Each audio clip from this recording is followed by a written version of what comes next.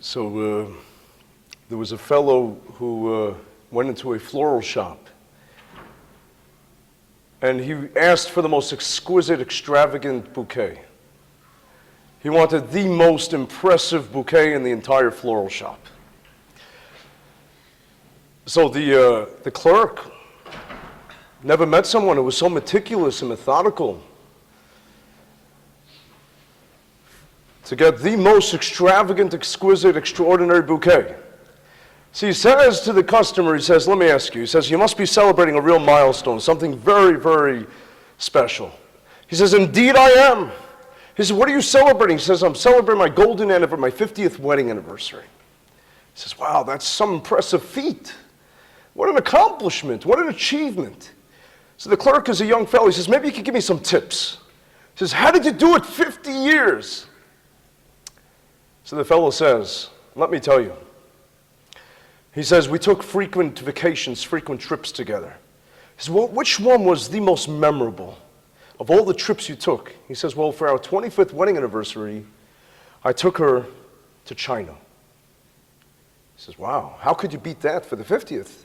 He says, so where are you going for the 50th? He says, well, I'm going to pick her up from China.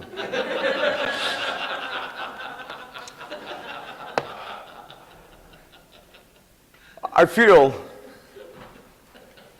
not to get a little somber and serious, I feel as if we've left the Rebbeinu Shalom, we've left the Rebbeinu Shalom something, I don't know in China, but we left God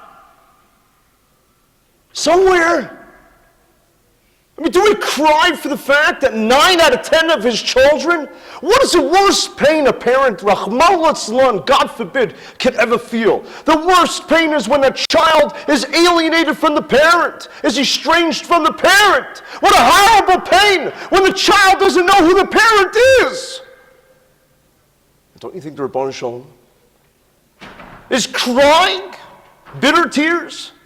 Where are my kinderach? Where are my children? How come 90% of my children in America have no idea who I am? We're sitting here in the Poconos. How many of us really feel the pain that we're not in Eretz Yisrael now? The convention should be in Yerushalayim. I'm frightened to say this. And please don't take it the wrong way. Don't misinterpret it. In 1967, the most miraculous events unfolded. After 2,000 years, the Jewish people got back Yerushalayim, Eretz Kodesh, the Har HaBayis, the Kos HaMaravi. After 2,000 years, the Jewish people reclaimed Ma'aras HaMachpelah, Hebron. After 2,000 years, the Jewish people repossessed Beis Lechem, Kever Rachel. How many Jews from Chutz La'aretz, from the diaspora, how many Jews said, wow, this is riveting, this is spectacular. We're moving to Eretz Yisrael. We're transplanting ourselves because I see the Yad Hashem, I see providence. How many? My parents in 1967 already had a nice family. They were very motivated. They realized that this is tremendous. Unfortunately, or fortunately, whatever it was, their job opportunity, whatever it was, didn't work out, and that's why I'm not a Sabra, it's chewing some sunflower seeds. Otherwise, I'd have an accent, and I'd say, Manishma. I'd be very different. So I guess, for Brooklyn's sake, because we had the Brooklyn Jewish experience, so I guess for Brooklyn's sake, it didn't work out for them. But I want you to know something. The Seder HaDorah says that if you look at the city of Worms in Germany, they were inflicted with the Crusades, with barbarism, with persecution, with oppression, pogroms. Why? Says the Seder HaDorah. You know why? He says, after the destruction of the first temple, of the Churban Bayis Rishon, when the Jewish people had an opportunity later on to go back and to resettle Eretz Yisrael, they made a fatal and cataclysmic decision, the people of Worms, because they were entrenched in Worms. They were affluent, they were highfalutin. And they said, we've made it. And they refused to leave, to go back to Eretz Yisrael. And the Seder Torah says this. We don't know the Rebbeinu Shalom's cheshbonos, we don't know his calculations. So far be it from me ever to hypothesize and to theorize and even pontificate. But the Seder Torah says it, that that's why they experienced so much travail and so much suffering, because they abandoned their Eibishter, because they abandoned God.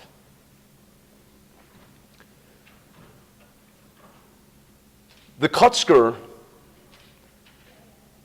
was someone who shrouded himself in more mystery. Hispodidus. He meditated. He wasn't a Welts person. He wasn't someone who integrated himself with the community. And yet Rabbi Yitzchok of Orki, who was his intimate, was somebody who was very much congenial, was somebody who was very much enmeshed, so to speak, with the people. And Rabbi Yitzchok of Orki said to the Kotzker, why do you conduct yourself like this? He says, because it says, V'yichali truma. He says, truma means that you have to separate yourself in order to achieve holiness. And Rabbi Yitzchok of Orki said, nay, nay, nay, no, no, no. He says, truma means to take apart. That means that you take a part of another Yid, of another Jew. You give from yourself, you take a part from yourself to give to another Jew, and you learn from another Jew, you take a part from another Jew, and you put it into yourself. You ingrain yourself with another Jew. The Pasuk says about the Kruvim, Parsek and Ophayim Lamala, the wings spread up, meaning that they ascended into holiness, into greatness. Dveikus, cleaving with God. But Pneim Ish El Achiv, says the Pardes Yosef. They can never forget that ascension and holiness should never be at the risk of alienating or isolating another Jew. Pneim Ish El Achiv. Look to the other Jew to be benevolent, sweet, and caring and kind. So I want to share with you this evening a Siparno, Rav Avadia Siparno. He says something mind-boggling. He says that the Mishkan, our tabernacle, was never destroyed. Why do I say it's mind-boggling and intriguing? Because there are many allusions and even explicit verses, psukim in Tanakh, that seem to say that the Mishkan was destroyed. He says it was never ever destroyed. The special vestibule, the sanctuary of Hashem, was never destroyed. He says the Bayis Rishon, the first temple, was destroyed. The second Bayis, the Bayis Sheni, was destroyed, but the Mishkan was never destroyed. The Bayis Rishon. What happened with the Bayis Rishon? The Gemara in Sotah Daf Tes tells us that Yoshio HaMelech, who was just a child, he went ahead and he concealed, he hid the Aron of Hashem, the Sansenas, the flask of the Mun, and the Shemen HaMishcha, the anointing oil. The Gemara in Yuma Daf Nun Beis tells us that other items such as the rod of Aaron was hidden in the Dir HaEitzim. But it seems that the internal elements and components of the Mishkan, and some say even the exterior, the external elements, the curtains and the hides, were never ever destroyed. Why? Because the Mishkan was built exclusively by the Jewish people. With the conviction, Nedivo slave, with the sincerity, with the genuine spirit of magnanimous and benevolent altruistic thoughts. The Bayis Rishon, Bayis Sheni, the first temple, it was built by Shlomo Melech. Shlomo Melech reigned supreme. He was a leading monarch of his time. There was serenity and tranquility in his time. But there was a problem, because he made an alliance with Hiram Melech Tzur, and that's where he got some of the material for the construction of the Beis HaMikdash, and perhaps the Gentiles also participate in the hewing of the schlepping and the carrying, the transportation, the carrying of the stones. And therefore it wasn't exclusively a Jewish endeavor. The Bayis Sheni, who constructed the Bayis Sheni, the second Beis HaMikdash? So the Pasuk in Ezra says that it was the Jewish people, but who ordained it? Who facilitated it? Who gave license for it? A Gentile king, Koresh. And therefore says the Siparno that only the Mishkan was preserved for perpetuity, for eternity, because it was exclusively Jewish. I want to share with you a very interesting Gemara. The Gemara in Yuma Daf Chaf Aleph and Beis tells us that there was a distinction between the first Beis HaMikdash and the second Beis HaMikdash. What was this distinction between the two Batei Mikdashos, between the two temples? So the Gemara says that there were things that were missing. You know, to us, when something's missing today, like you think about, well, something's missing from the menu. When there's no sushi on the menu, you go to a restaurant and there's no sushi, it's, hey! You know, or there's no, filet mignon. I don't even know what filet mignon, first time I heard filet mignon, I said, what, there's no mignon, a shul needs a mignon. I didn't know what filet mignon, Oh, you heard of vichy soir. Remember, they're going to a wedding in the Sheraton Hotel, and they served cold soup. And I said to the waiter, I said, I beg your pardon, I'm sorry to disturb you, but I was looking forward, it's a cold winter outside. I said, please, will you, heat up the soup? He says, what do you mean? This is how it's supposed to be served. I said, what are you talking about? He says, this is a delicacy, it's called vichy soir, something like that. I said, maybe I should have the vichy soir in the spa. I don't know what's going on. So today, when things are missing, we think, but back then, what was missing from the holy temple, from the Beis HaMikdash, from the Beis HaBechira? The Shekhinah. The Gemara tells us the Aron, Ha'edus, the Luchas HaBris was not there. The Urim V'Tumim, the Shem Hashem, was not there. And then there's another Gemara. The Gemara in Rosh Hashanah, Daf Daled, tells us that there was a critical cardinal distinction between the two temples, between the two Batei Mikdashos. What was the difference? The first bias on the pyre, the wood for the fire under the altar and the Mizbeach, it was an image, it was the imprint of a lion, of an aryeh. In the second Beis HaMikdash, it was an image of none other than a dog. A dog? A dog? A dog is man's best friend, but come on. And I want to share with you something very astounding and interesting. Do you know that a dog plays a very integral role in Yiddishkeit, in our hashkafa?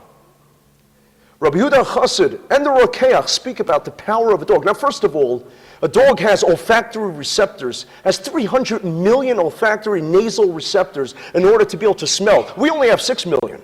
So the dog really eclipses us, and the dog supersedes us in our ability to be able to smell. But you know why?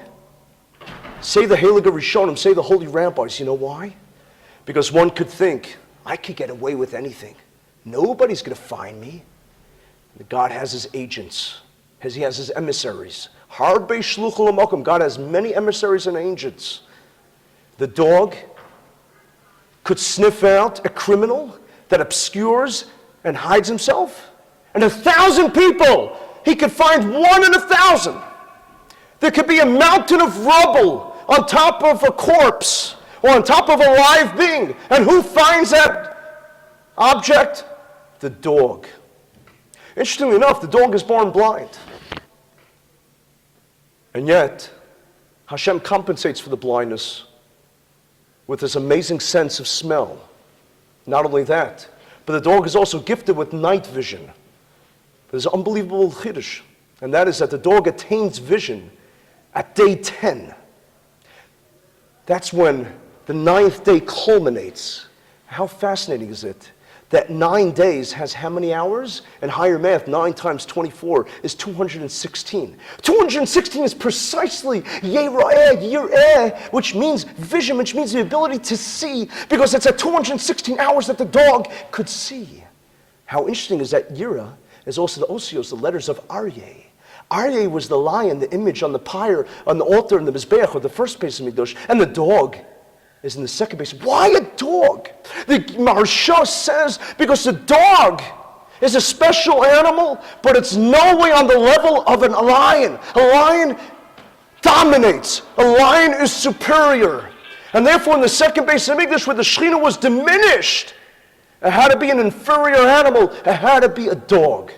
But what? A dog? There's got to be a more deeper understanding here. Who built the second Beis HaMikdash? The Jews built it, but how? Remember, the Jews were in exile. The Jews were in Babylonia. The Jews were in Persia for 70 years. And a king by the name of Koresh came along. And he told the Jewish people, he gave them license. Under his auspices, under his aegis, the Jewish people were instructed, you're allowed to return home. Go home. You're allowed to build your house of love and prayer. You're allowed to build your Beis HaMikdash. Koresh, according to the Barbanel and other Rishonim, Koresh is the Persian word for dog. Not only that, there are Makaros, there are sources that say that Koresh was the product of the daughter of a king who consorted with a minister who her father did not approve of. She was the princess. And he banished his daughter. He sentenced the minister. And his daughter was incarcerated someplace. And there she gave birth. And they whisked away this baby. And the baby was in the forest at the mercy, so vulnerable and susceptible. And who raises this baby? None other than the dogs. And that's why he's called dog. Because he's raised by the dogs. Koresh, the dog. In Persia, the dog was venerated. In Persia, the dog was idolized. Like in Egypt, they worshipped a whole pantheon of different animals. As a matter of fact, even in Egypt, they mummified the dog. In Persia, they did worse. In Persia, they would take corpses. They would take cadavers and feed their closest intimates, their family members, to the dogs, because the dogs were their gods. The dog is an interesting animal. It has a certain allegiance, has a certain fidelity to its master, but it also is known as an animal that is az, that is brazen, that is bold. The Chinuch says in Mitzvah 571, the Mitzvah of Mechir Kelb, that says that if you sell your dog, you're not allowed to use that currency, the monetary value, to purchase a sacrifice for the temple. Why? It says because the dog is brazen. And when you go to God to petition God in penitence, you have to submit yourself in humility, and therefore not to conjure up the image of a dog, that the sale was consummated through a dog. The Klei Yakar says that the dog is promiscuous, the dog is az, he used the Lashon of azus, of brazenness. Why am I talking about this? Hold on to your seats. You can experience a little adventure. The Zohar HaKadosh says, and the Medrash Ne'elam says, it gives a date for when Tchias HaMesim will happen.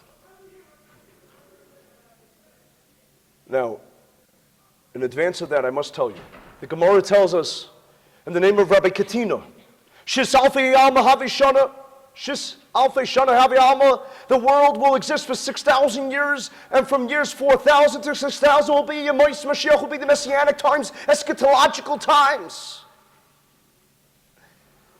Says the Heilige Ben Ish Chai,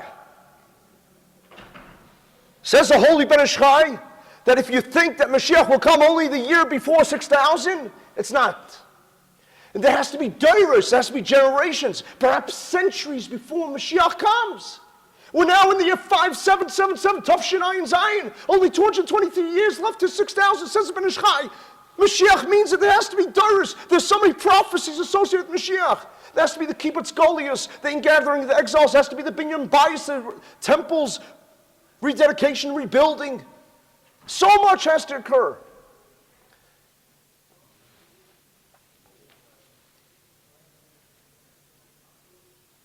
Says the Zohar that Tchias HaMesim has to happen. Now, maybe I'm misinterpreting it. Could very well be. So, if in 13 years this doesn't happen, you could throw the eggs at me. And you could call me the heretic, okay? Don't give up faith based on this, okay? But it seems that he says that by the year 5790, Tchias HaMesim has to happen. Very interesting date. Because the Zohar says that the Yemais Mashiach starts 400 years before the year 6000, which was the year 5600. That's when Arubas HaShamayim open up. And that is 190 years hence to 5790. Why is 190 interesting? Because that was the expedited, facilitated delivery, emancipation from Egypt. We were supposed to be there for 400 years, and we got out after 210 years. Kates, 190. By the year 5790, Mashiach is supposed to have come, Tchias HaMesim at least. And says the Zohar, that 40 years before Tchias HaMesim, is Kibbutz Goliath, is the ingathering of the exiles. How amazing, how startling is it? How astonishing is it? Aren't you incredulous? What was 40 years before 5790? 5750! 1990, which was the year that the Iron Curtain opened up. How many Russians came to Eretz Yisrael? An operation of such magnitude. Amazing, amazing, amazing. This year is Tufshin Ayin Zion. Tehei Shnas Ayin Zion is Az. Az! Azus. Brazen, bold. And Yemois Mashiach, what is the Gemara in sight at the very end over there? Say Mentes. Chutzpah Yazke, what will flourish and blossom? Chutzpah, Azus. So people ask me, they want to know about our President Donald J. Trump. Let's talk about him. Is it uncanny? Is it odd that he became president, his first full day of office? He was 70 years old, 7 months, and 7 days old. Happens to be that Mr. Trump is the oldest president in the history of the United States. You'll say, one second, wait. Ronald Reagan, right? Your favorite president, Ronald Reagan.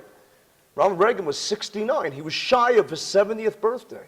Very interesting, because the youngest president, if I asked you in the room, who was the youngest president of the United States of America? Quickly. Okay, somebody said it, but most of you said, 90% of you said JFK, John F. Kennedy. 43 years old. Right, by us, in order to study Kabbalah, you have to be 40. That's the age of discernment. It's the age of enlightenment. In America, American law, by 35, you've made it. You understand? Now listen, even us, even by us, you have, like I said, the Ramah was only in his 30s when he was the Gadol Hador. The Arizal was young, 20s, he's Gadol Hador. The Ramchal. Right? So we don't believe in chronology necessarily. We believe that there's a chronological age and there's, of course, a mental age. There's a scholastic aptitude as well. If a person has Yirah Shammai, a person has fear of heaven, a person is a Talmud Chacham, it doesn't make it. We don't discriminate based on age. So actually, it wasn't Kennedy who historically is the youngest president. It's actually Theodore Roosevelt. Who said it? Raise your hand. Good for you. Amazing, Mr. Welch. Wow. You're famous now. Torah anytime is here. Theodore Roosevelt was not elected as the youngest president because McKinley was assassinated, unfortunately. I don't know if he was a good guy, bad guy, but he was assassinated. And therefore, he had to take office. Kennedy was the youngest president ever elected. But 70 years old. Today we live in the age of glitz and glamour and vanity, where everything is youth. Try to apply for a job if you're after 50. Try. It's not easy. Everything is youth, youth, youth. I want to ask you a question. If you had to choose between a surgeon, right, who was an old man and a young man, as long as the old man still has dexterity, I'm not talking about a moil being 90 years old, I wouldn't try that. Even a shaykhid, I'd be a little scared. But, you know, we glorify the youth. Do you think it's uncanny? Do you think that it's maybe call it serendipity, fortuitous? What? A man 70 years old becomes the president of the United States of America? A man who was totally unqualified, never held any type of elected office, never served in any official capacity in government or the military. A man who was the most far-flung candidate, and yet he beats 16 opponents, and then he beats Hillary. I mean, well, every time that he's supposed to lose because he says the most inane, nonsensical, ludicrous, preposterous, silly thing in the world, what happens? He gets a bump. It's inexplicable, it's irrational. Every time he ruins it for himself. You'll say, come on. That's what I said. Oh, then I got more. Because I get a lot of phone calls, interesting phone calls, and feedback in the shul, here, there. Tell me, Donald Trump is Gematria Mashiach ben David. I love it. I love it. And she is like Gematria Amalek and the Satan and everything, terrible. Wow, wow, wow, wow. But you know what's interesting? Within the year 5777, and he turned 70 years old in 7 months and 7 days, 777. Look at Sefer Daniel, Parates. I know you think I lost my marbles, okay. Parates and Sefer Daniel, the number 7, 70. Look at Sefer Daniel, Parates. I say, what shaykhs? Come on. I'm building sandcastles, right? That's what I thought. It's exactly precisely what I thought as well. Until I said, 1 second, the year of Oz, the most Azustika, the most bold, ambitious, brazen man took office to become the leader of the free world, perhaps the world's greatest leader in the year of Tafshin Ayin Zion. That can't be a coincidence. So what does it mean? So I want to share with you a pasuk from Yeshaya Hanavi. This pasuk is in Yeshaya, capital chapter 45. By the way, Trump is the 45th president of America.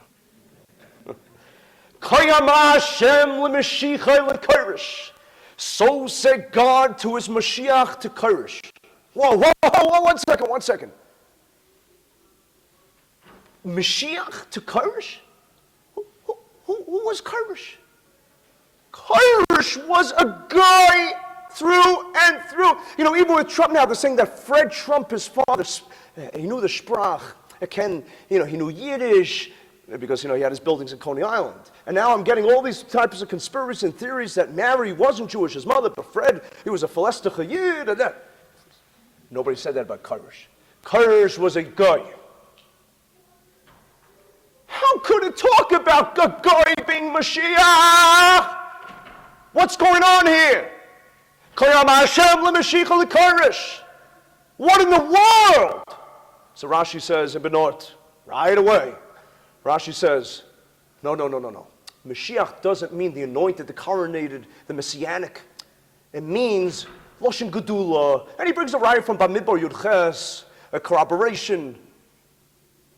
It means status, stature. But no, it doesn't mean the Mashiach. But then Rashi says something else. Rashi says that it means Koyamar Hashem leMashiachai on the account of Koresh. Koybolani means I speak with the risen, I speak with condescension.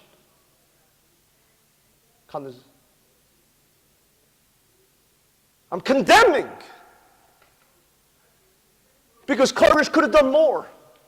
The Rebbeinu Shalom gave him the ability, the Rebbeinu Shalom, 200 years before the Churban Bayis. The Navi Yeshaya prophesied. He said there will come a man named Koresh who will rebuild the Beis HaMikdash.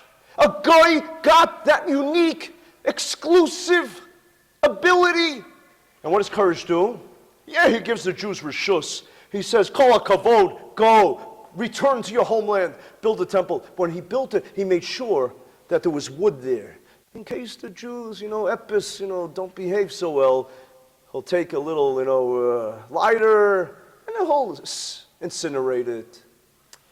Felt Epis, something was missing in his Ernstkeit, in his Edelkeit, something was missing. He wasn't the man he was supposed to be. But why? What was his shaychus? A guy? What was his shaychus to even? And therefore, it says Rashi, Kaibalani, therefore I am disappointed. I'm berating the Mashiach. I'm telling the Mashiach that I'm disappointed. Not that Koresh was Mashiach. Koi Amar Hashem leMashiachai. About Koresh, that I was disappointed with Koresh because I really invested so much into him and he didn't do his task. Although the Rashba, the Heilige Rashba in Chidush HaGados, in Chidush HaGados, says something unbelievable. He says that Koresh, had he done his task, had he executed his assignment in entirety, the Jewish people would have been forever saved. There would never have been another exile. The Bais Sheni would have never been destroyed. That's how much Koresh was endowed and invested with. Hafli Vafela, unbelievable. What's this all about? In order to understand this, we have to go to the post-Diluvian world. Let's travel back in time into history. After the flood, Noah is left bereft. There's no world. A new world now, though.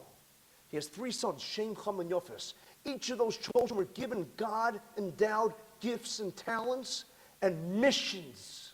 Shem was to become the spiritual progenitor of the world, the spiritual architect of the world, to build spiritual edifices. Ham was cursed to be the servants. And Yefes was supposed to be the facilitator. He was supposed to have that symbiosis, that symbiotic relationship with Shem, to be the ennobler, enabler, to be the Yisachar Zvulun, to be the partner with Shem, that he would be the aesthetic developer of the world, to have the Japanese and Chinese restaurants for the Jews, if we need it, to have the Italian kosher pizza stores, to have the roadways and the bridges. But just as Yaakov and Esav, according to many Rishonim al Pi Kabbalah, it's deduced that Esav really was supposed to be the Ezer Kenegdo. He was supposed to be the helpmate of Yaakov. He wasn't supposed to be the evil, nefarious, diabolical person he was. He was supposed to be not the arch nemesis of Yaakov. He was supposed to be the partner of Yaakov Avinu. And it was foiled. He foiled it. So what happened? What happened? Instead, this was all subverted because there was usurpation. You see, Cham's Enokel went ahead and usurped the entire divine scheme, took away the reign, the royalty from Shem, and took it for himself. And that's why you had a Nebuchadnezzar, who was a direct descendant, genealogically, a descendant of Cham. And who was his great-great-grandfather? None other than Nimrod. And that's why the Mefarshim say, the Rishonim say, that's why Ashur rebels. He desists. He cedes. He leaves the environs because he said, you're tampering with the divine plan here. So Rabbi Shalom says, everything is askew. Everything is topsy-turvy. I need somebody from Yefes to come along and to take back, to reclaim, to bring back world order, to help the Jews, to help the Semites, the Shems, take over the world in Ruchnius and spirituality. And who is the descendant of Yefes that's supposed to affect this? None other than Karish. Karish! It's his role! And Karish messes up. What happens instead? Persia becomes ruthless. Persia becomes evil. They plot, instead of helping the Jews under Haman and Achashverosh, they plot to exterminate and annihilate and eradicate the Jews. And at that moment, instead of Yefes's child, the Persians having the role, it transfers to the Greeks and then to Edom, to the Romans, who are now the spiritual heir, so to speak, of Yefes. So Edom becomes the new Yefes to help the Jews reclaim Eretz Yisrael and build the Bayis Shlishi, the third Beis HaMikdash, to be the precipitator, to be the catalyst of Mashiach Sekenu. Who's Edom? The Gemara in Yuma, the Gemara in Avodah Zarah, Staf Gimel in Avodah Zarah, Staf Yud in Yuma. The Talmud tells us that there are two nations, that Moschayu, that their dominion in the world will continue forever and ever, that even in Acharis Hayamim, in the end of days, these two nations will be paramount, whereas other nations will not have any regard, really. And one of those two nations says Paras, Persia, and Edom. Edom, says the Ben Ish Chai, is America. Persia, we all know, is Iran. Why do they call themselves Iran? Because they believed in the Aryan. Aryan means pure blood, like the Nazis. They're dangerous. Take their threat seriously. The Gemara tells us that B'Acharis Hayamim, in the end of the days, there will be a war like no other war. And who will be the perpetrators? Who will terrorize the world, and particularly the Jewish people, for 9 months? Persia, Iran. Says the Heilige Rabbi Yonasan Eibeshitz in Yaris Devash in the Drush, that many times the Jews thought that Mashiach is coming. And it could have been. He says, but the number one way to know, to discern, and to deduce, and to infer that Mashiach is on the way, is that there has to be a war with Iran. Koyama Hashem leMashiach leKorish, so said God to his Mashiach. Was Korish Mashiach? Korish wasn't Mashiach ben David. He couldn't have been. In order to be Mashiach L'David, you have to be a Jew. Is Trump Mashiach? Trump can't be Mashiach. He has to stam. He has to be a direct descendant from Yehuda, from Malchus based David. He has to have a pure pedigree. But is Trump the Edom that will help us build the Beis HaMikdash? That will encourage the Yidden to go b'shalom v'shalva hashke v'vechta to Eretz Yisrael? Perhaps. We don't know. We don't know. But the writing seems to be on the wall. We're living in such spectacular times. There has to be a Goyisha, facilitator, enabler of the Mashiach ben David. And it's going to come from Edom. The modern contemporary Edom is America, means the leader of America. And just as people thought the Koresh was Mashiach, people think Trump is Mashiach. But he's not. But he has Yechilas now. He has a tremendous ability. In Tehei Shnas Az, and the year of brazenness, and the year of boldness and courageousness. This could be a spectacular harbinger. But you know what? It can't happen on its own. The only way this can happen is through us, Rabbi Yisai. Because the Navi Yeshaya also says that there are two Ofanim, there are two ways for Mashiach to come. It's either Be'itoi or Achishena. Be'ito means Mashiach comes in the time that Rabban Shalom ordained and forecasted, prognosticated thousands of years ago, and that's a very, very dangerous time because that's a time when Chalila v'chas will be nuclear. You look at the Nevi'im, look at Yecheskel and Zechariah, you don't want to look at it. You don't want to look at what he says, what's going to happen to people then. Oy vey, a nuclear holocaust. But there's another way. Achishena means Rabban Shalom says, I will hasten the arrival of Mashiach. How will it happen that Rabban Shalom will hasten the arrival of Mashiach? One way. I remember I had a conversation with a guy who was a philanthropist. And I thought that he should be supporting Havas Yisrael, Kiruv. He says to me, I give money to children that are ill. It's a tremendous thing. And he supports organizations that take care of ill children. Tremendous thing. I said to him, I didn't say to him that's silly. I wouldn't disrespect him. He could do whatever he wants with his money. It's not my business. Unless he wants to give it to me. Look. I said to him, I said, you care about these kids? He says, of course. You know how much money I give them? I said, I'm not interested in how much money you give them. I said, if you care about them, don't you want them to be healed? Don't you want to see them feel better? Don't you want them to have a refuah? He said, of course. I said, you think through natural science, the natural means they're going to have refuah, many of them? He said, no, many of them are so critically, terminally ill. No. I said, so what will give them a refuah? What do we believe as ma'minim b'nei ma'minim? We believe that when Mashiach comes, people are going to get healed. I said, if you really love them, you'll support Kiruv and Havas Yisrael, because the pasuk says, if you want to know how to bring Mashiach tzichet, asfu v'agidu lachem Acharis Hayamim.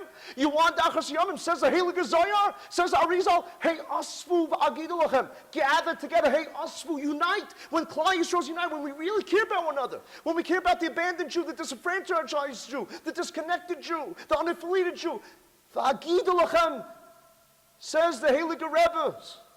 Agida means aguda, when we unite together as one aguda. Lashon migadim, lashon sweetness. We really care about our fellow Jews, even the forsaken ones, to bring them back. That brings Acharis Hayamim. If you want to see them healed, you have to encourage this.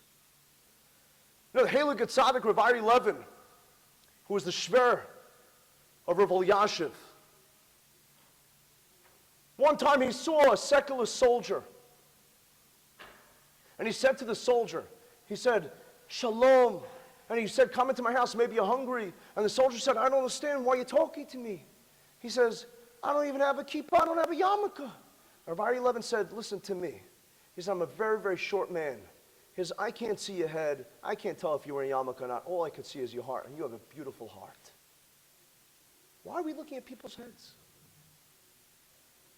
We have to look at people's hearts. We really have to care about our fellow Yidden. From, non-from, all types. It's a beautiful story I want to end with. In the Gateshead Yeshiva, there were some boys there. They were good boys. But they decided that they're going to go hide out in the library, in the Oitzes Forum. And they were hiding in the library when suddenly they locked the door because they wanted to, play around a little. And there was somebody knocking at the door, and they said, "Who's there?" And it turns out the person who was saying is Rav Gorwitz, who happens to be the Rosh Yeshiva. And they thought it was a prank. They didn't think it was him. They thought it was another boy that knew that they were hiding there, who was, cheppering them, who was, instigating a little. So they said, "Ha, ha, ha, ha." And they kept him locked out. And he kept on knocking, said, "Excuse me, I need a safer for my shear." And they kept on laughing. And he's insisting to get in. In the meantime, one of the boys finally looked in the little peephole. And he says, "Oh, couldn't get the words out. It's the Rosh Yeshiva." Oy vey, what are we going to do? He said, "Look for a window that they could jump out the window." They'll figure they'll unlock the door and they'll jump out the window. There was no window. So they have to open the door. And they're trying to go on the sides of it. And he comes in and he goes like this. He walks in. He won't look. He doesn't want to fuss shame. He doesn't embarrass the boys. He doesn't look at them. Can you imagine such a Havas Yisrael, such love of a fellow Jew? Rabbi Yitzchok. Today, we can't go like this. We have to open our eyes. Yes, there's an inyan not to shame a Jew, but there's another inyan to uplift and elevate, to kindle, to spark, to ignite a Jew. Rabbi Yitzchok used to say that Al Yehudi Asur L'daber, don't speak negatively about another Jew, but El Yehudi, to another Jew, Mitzvah L'daber, you got to speak to another Jew. Talk to another Jew, be mechazik another Jew. Inspire another Jew. You could go ahead and you can make such a difference. I have to tell you that Baruch Hashem, our work in Brooklyn, we've seen people who everybody else wrote off. You'll never be the kind of them, we were told. And Brooklyn's a very hard place to do kiruv. There's a lot of cynicism, there's a lot of sarcasm, and there's a lot of double parked cars, and there's a lot of people that block driveways, and there's a lot of people that cut the line at the grocery. And unaffiliated Jews, because I know this, because I've heard this a million times. They say about the frum Jews, Achin vey, right? They say, come on. And then all they do is they open the newspaper, and every story is another wonderful Kiddush Hashem. It's not easy. And that's why we have to combat that, especially if you live in Brooklyn, but anywhere you live. You could build up generations. I want to end with a Ma'aser Shahaya. There's a fellow that I spoke to from Brooklyn to encourage him to get involved in kiruv. And he said to me, he says, remember, he says, in Mitzrayim, he's an Ibn Chacham. He said, in Mitzrayim, in Egypt, 4 out of 5 Jews perished. He says, so not everybody has to be saved. I was mortified. I was shocked. I was shocked. I didn't want to see the guy ever again. How could he talk like that? There was a guy came to BGX. We had the schus of being makar of him. This fellow that spoke those words about 4 out of 5 Jews perishing in Mitzrayim, his own child, Nebuch, went off. And you'll never believe. He was crying. He was sitting. He was ice mensch. You'll never believe. Who brought his son back? One of our Bali Tshuva, who he said, there's no point in doing kiruv. Bali Tshuva are the ones that could be the vanguards that could greet Mashiach, the Makom Shabali Tshuva, Oimdim Ein Tzadikim, where a Bali Tshuva stands, who turned his back on all the most alluring, enticing things, and he said,